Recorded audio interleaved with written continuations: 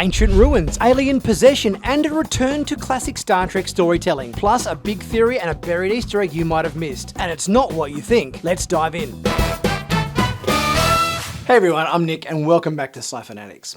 Well, today we're talking about episode 5 of season 3, Star Trek Strange New Worlds, entitled Through the Lens of Time. This episode was a bit of a mashup of a couple of Star Trek staples. We had the exploration of an ancient and powerful alien race that had long since vanished, a return to episodes like Contagion in TNG, where we were introduced to the Iconians, the Tacon Empire in The Last Outpost, and the Progenitors in Star Trek TNG's The Chase, and also in Season 5 of Discovery. Exploring a super powerful, long-dead race has always been a very interesting component of Star Trek episodes. And we melded that this week with the other Star Trek trope of alien possession, like the Par race in DS9 possessing various members of the crew, the conspiracy bugs from Season 1 in TNG, TNG's power play, where the crew was possessed with criminals, in TNG's Masks, Data was possessed by an alien entity, in TOS, the Lights of Zetar,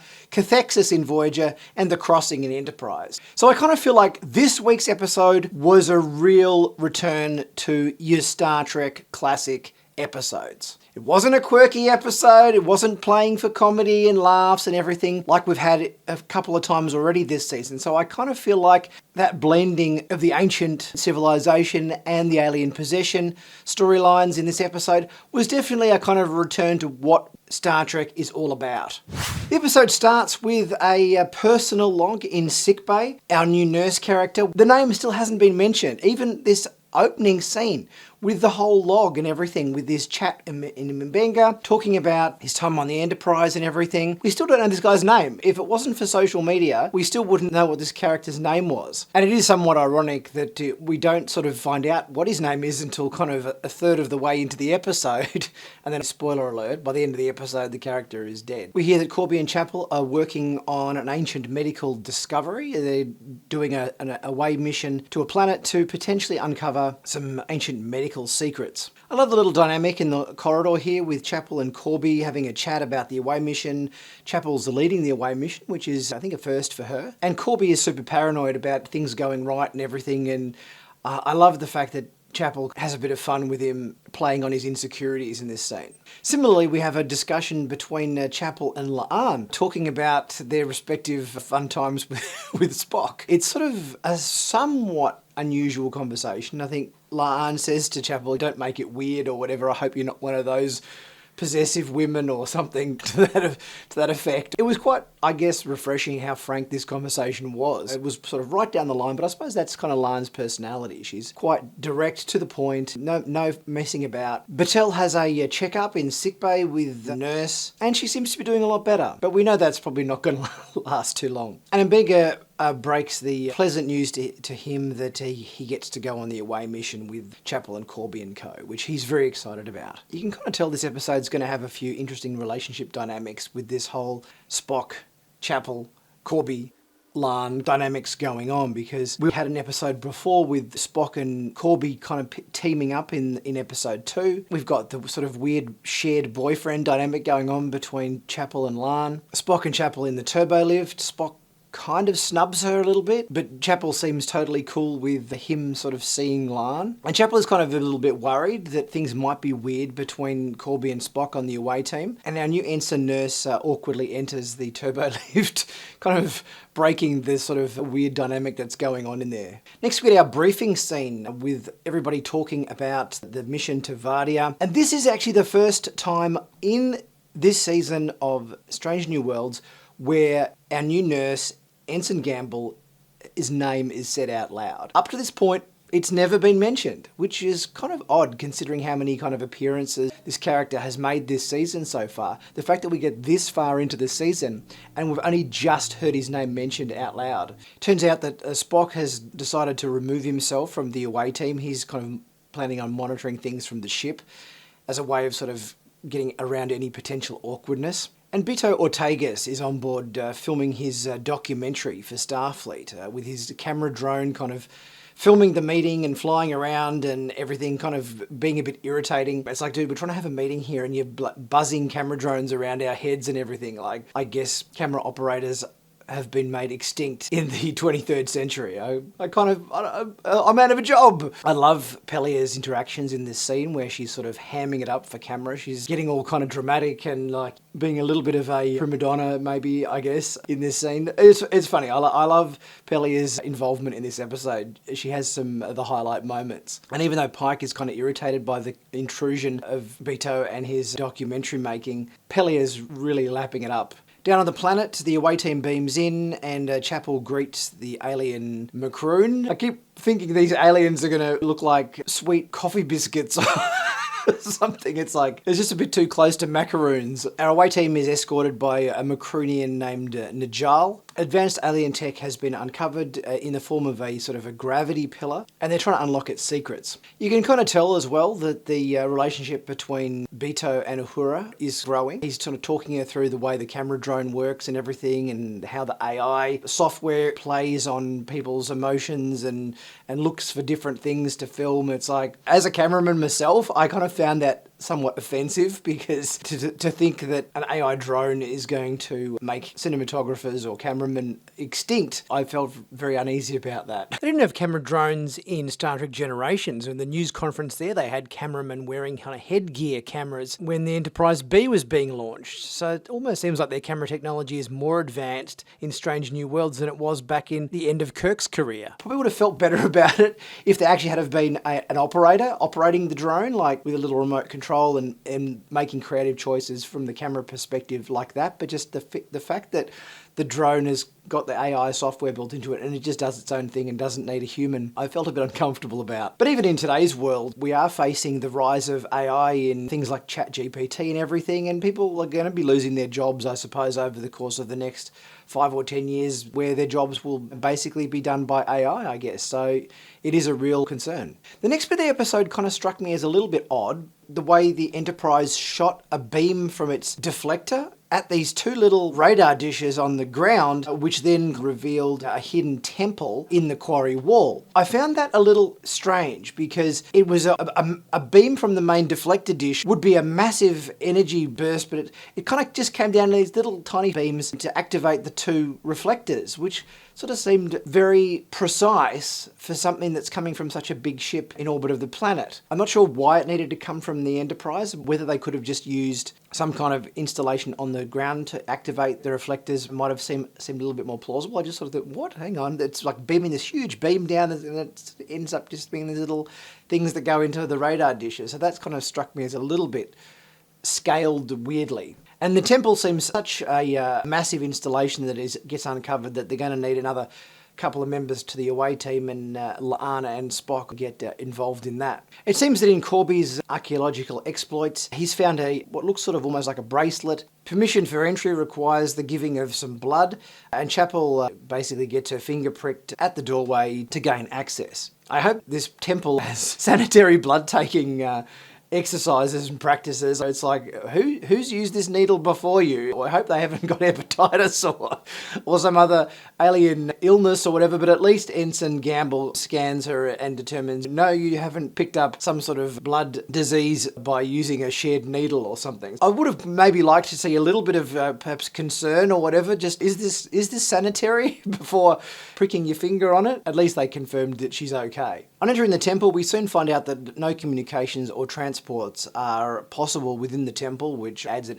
level of jeopardy to the episode. And Gamble finds a bunch of dead bodies that seem to have previously been there to try to steal stuff from the temple, and this makes Spock a bit nervous to continue. He asks the Macaroonian Najal permission to proceed, and he seems keen for them to keep going. They find a few items on the dead people. Gamble finds a sort of a glowing orb, which quite graphically explodes in his face and blows his eyes away, which it's like, oh, this is quite extreme. I was kind of surprised at the severity of this. Normally these sort of things happen and they get injured a little bit, but this was quite a full-on accident that occurred on this away mission. So that kind of that kind of really surprised me. He gets beamed back to the Enterprise, and Mbenga needs to put a device over his eyes to hang on, to build new eyes. This is a part of this episode I thought, hang on, this is not quite right. oh, I'm just gonna regenerate your eyes. Hello, they couldn't regenerate Geordie LaForge's eyes in Next Generation,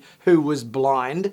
So you're saying this era, which is before original series, they have the ability to regrow somebody's eyes? I don't think so. Completely disagree with this medical technology that they're saying that they have the ability to regrow eyes in this timeline. I didn't like that aspect, no. I thought that broke too much with canon.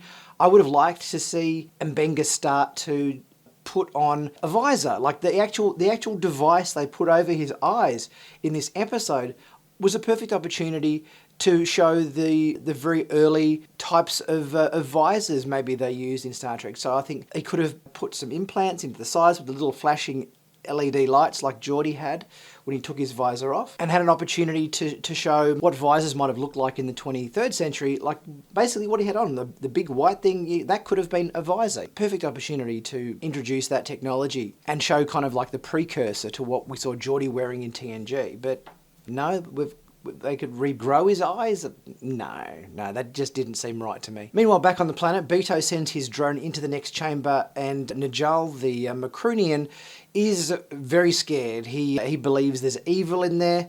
He tries to make a run for it and gets vaporized trying to exit.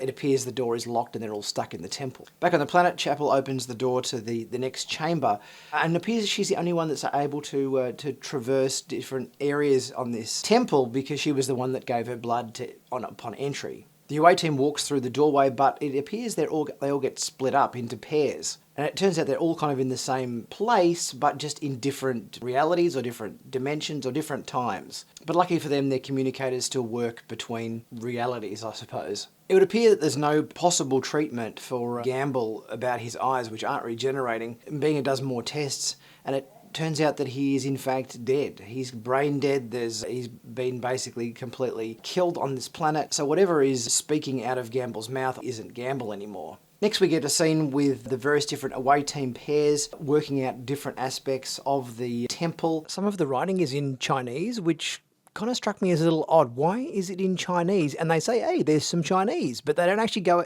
to explain it. They don't say why it's there, have any theory behind it. They just go, oh, there's some Chinese writing. It's like, that didn't make any sense. They're talking about quantum instability on a molecular level, and we've got Corby and Spock deciphering the tablet. We've got Spock using X-ray specs to observe the evil aliens that have been held within these orbs on the planet. And for some reason, Spock sees a Gorn hatchling in one of them, or this is sort of like a holdover from his mind meld with Batel in episode 3. That kind of struck me as a little bit odd, because I guess if there are alien killers, whatever it is, entrapped in these orbs, why is Spock seeing a Gorn in them? Whether this is going to come back later on in the season to be explained a little bit more, but I kind of found that aspect a little bit confusing, but we'll see if that has a payoff later on. Back in the science lab on board the Enterprise, they've been cut off from the Macronians, and the orb that has blinded Gamble, they work out, contained some form of evil sentient life, and is older than anything Pelia has ever seen. Pelia's got the heebie-jeebies, and let's face it, Pelia's been around a very long time.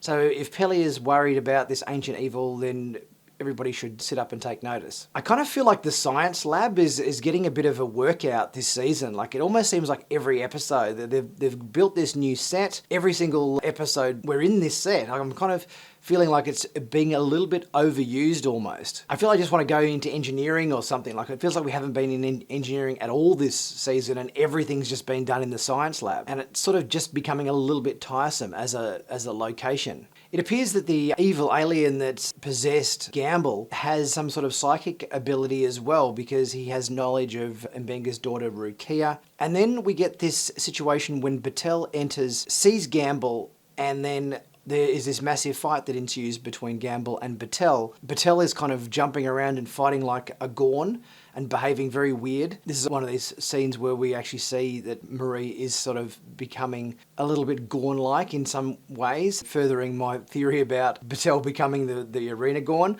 And it kind of seemed like the evil alien possessing Gamble had some sort of knowledge of the Gorn. or some sort of awareness of them, and there was some sort of rivalry between these two, which never really got explained in the episode, but maybe that's something that comes up later. I know I've been talking a lot recently about my theory about Marie Battelle becoming the Arena Gorn, but there's a couple of little bits in this episode that made me think that might be a misdirect, and it is obviously the most obvious choice, but if we look at a couple of these fight moves from Gamble in this episode, they're very kind of similar to moves that the Gorn does in Arena, so I'm actually wondering, after seeing this fight scene in this episode, whether it might in fact be Gamble that ends up being the Arena Gorn and not Battelle. Gamble escapes after taking a security officer hostage, but then surrenders, which it sort of seems weird, a little bit weird, because we know that Gamble is dead. Like, basically right from the get-go, he's brain dead. There's no Gamble in there. It's not like the personality is trying to fight between Gamble and the evil entity, alien entity. But I suppose the ultimate goal of the evil alien entity is to take control of the Enterprise, and maybe he feels if he's able to trick the crew into believing that Gamble is still around, that he's got a better chance of achieving that goal. We get a nice scene with Uhura and Beto observing the pillar shifting realities, and there's another little bit of a growing moment between these two, which is nice. They sort of speculate and work out that the alien entities within these orbs might be evil prisoners or something to that effect, that this whole temple could be a prison, and they're all basically being held in here to keep them away from the rest of the universe because they're so evil. Again, kind of feels like it's a little bit straight out of Power Play. I kind of feel like this episode is a nice hark back to those kind of episodes of Star Trek, which make this episode probably feel more Star Trek than other episodes we've had this season. Are they just sort of stealing the homework from previous Star Trek episodes? Gamble gets thrown in the brig, and the away team combines their various artifacts at the central pillar, which brings them all back together again. I think this episode had some nice elements in terms of Spock observing that he had an injury. He noticed the injury after it had already happened, and then he received the injury later on in the episode. I quite liked that in conjunction with the combining of artifacts and everything. I kind of felt like I was going along a bit of a journey with these characters in a bit like an adventure game or something, where you have to kind of solve puzzles and everything. That was fun, but I think they almost could have gone and taken it that one step further to really get a time-bending puzzle solution into this episode that did utilise that effects preceding cause concept, which I thought was very interesting, the way things were happening out of time and out of sequence.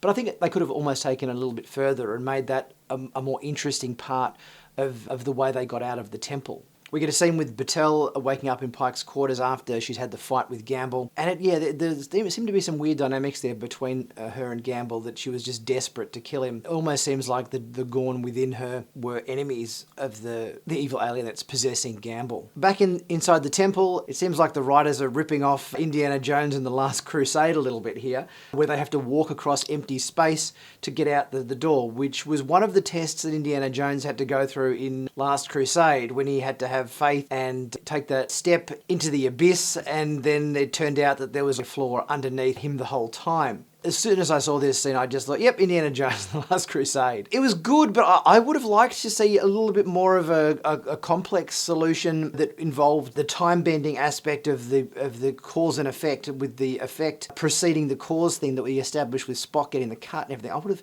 liked to see that come into it a little bit more in terms of the solution to get out, as opposed to the whole Indiana Jones and The Last Crusade routine here, which I guess when you see too many of these little moments that just remind you of other movies or other TV show episodes that are a bit too close to the stories and narratives of past episodes or past films and so forth, it does kind of feel to me a little bit more along the lines of the writers stealing their homework from other writers, as opposed to coming up with some new and original material. Gamble tricks the red shirt in the brig to bust himself out. Well, you haven't had a red shirt dying in Strange New Worlds, I think. Could this even be one of the first? So maybe this is the first of many. Gamble holds Mbenga hostage and threatens Pelia to give up her command code so that the alien entity can take control of the Enterprise. But Pelia manages to stun Gamble, and Scotty quickly captures the evil entity in an orb and beams it into the transporter buffer, which is given a name of the Vesda entity, which Pelia gives a very dramatic speech about. The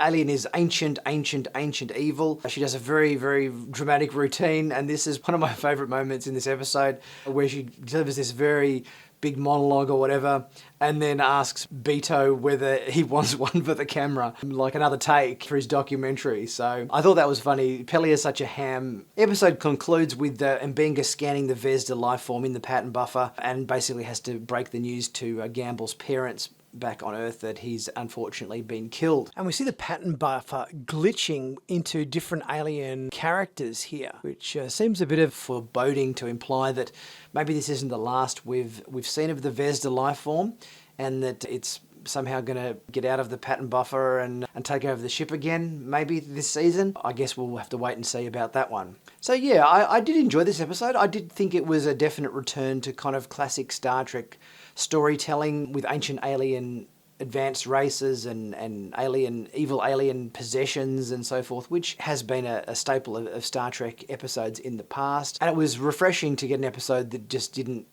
all play for quirkiness and laughs, which kind of has been a little bit of a case in a couple of the previous episodes. But what did you guys think? Leave your thoughts in the comment section. We'll get chatting about that. Sorry about my slightly croaky voice of this review. And yeah, pick up a merch store t-shirt or something if you're able to. It really helps support the channel. There's always some cool designs in there to check out. And it's the merch store that really keeps the channel rolling along. I'll be back again soon with the next video. See you guys soon.